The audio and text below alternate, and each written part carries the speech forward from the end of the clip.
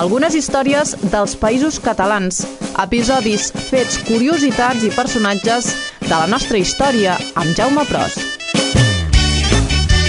La Carme em demana de convertir un fil que vaig fer al meu perfil personal de Twitter en un nou episodi d'algunes històries dels Països Catalans. I com que els vostres desitjos són ordres, avui parlarem d'un d'aquells episodis que ben bé es mereixerien una sèrie de televisió o una pel·lícula de Hollywood.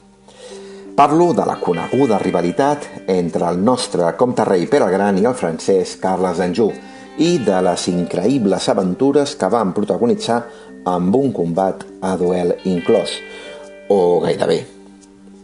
Carles d'Anjou va ser proclamat rei de Sicília el 1266 amb el suport del seu cosí, el papa Martí IV.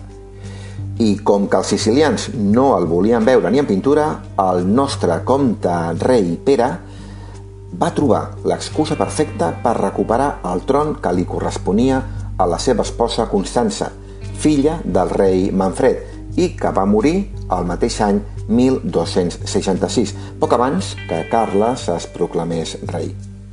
Tot plegat va derivar en un curiós joc d'enganys entre Pere i Carles. Pere va començar a fer córrer la veu que preparava una gran flota de vaixells perquè el seu almirall, Roger de Llúria, conquerís la ciutat de Tunis, al nord d'Àfrica. El cert, però, és que Pere tenia una altra idea al cap. El que ell volia era atacar Trapani. Per això comptava amb el suport de la noblesa siciliana. Bé, i també amb les 60.000 monedes d'or que li va donar l'emperador de Bizanci per a aquella campanya militar. Els francesos van haver-se de retirar fins a Nàpols i, com que a Pere no li agradava deixar la feina a mitges, van paitar la flota de Carles fins a la Calàbria i allà va convertir en puré els vaixells del seu rival. El francès i el papa es van posar com una moto i Pere va ser excomunicat. Ara va ser Carles qui va prendre la iniciativa i va fer una campanya de desprestigi contra Pere, a qui va acusar de traïdor i d'un munt de coses més. El següent pas fou raptar el nostre comte-rei a un duel en territori neutral, a Bordeus, que aleshores era dels anglesos. Tots dos monarques anirien acompanyats de 100 cavallers cadascú, i això es faria l'1 de juny de 1283. Tot i que l'àrbitre seria el rei Eduard d'Anglaterra, Pere no se'n refiava ni un pèl, així que va fer el viatge disfressat de mercader, tot i que altres fonts diuen que anava vestit de servent. I sense cap més comitiva que els 3 cavallers que l'acompanyaven i un traginer: Blasco d'Alagón, Conrad Llança, Bernat de Cruïlles i el traginer, esclar. A les portes de Bordeus el va rebre el senescal del rei d'Anglaterra, que el va posar al corrent del que realment s'estava cuinant.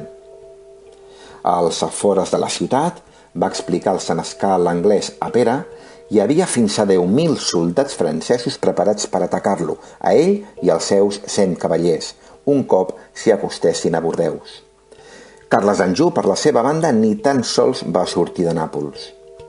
El rei francès, el rei anglès i el papa estaven conxorxats contra Pere el Gran. Aleshores Pere va tenir una idea.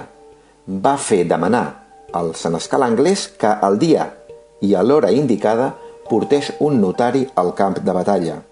Així, mentre els francesos esperaven l'arribada del comte-rei i els seus 100 cavallers, el notari va aixecar acta de la presència de Pere al lloc indicat i la incompareixença del francès.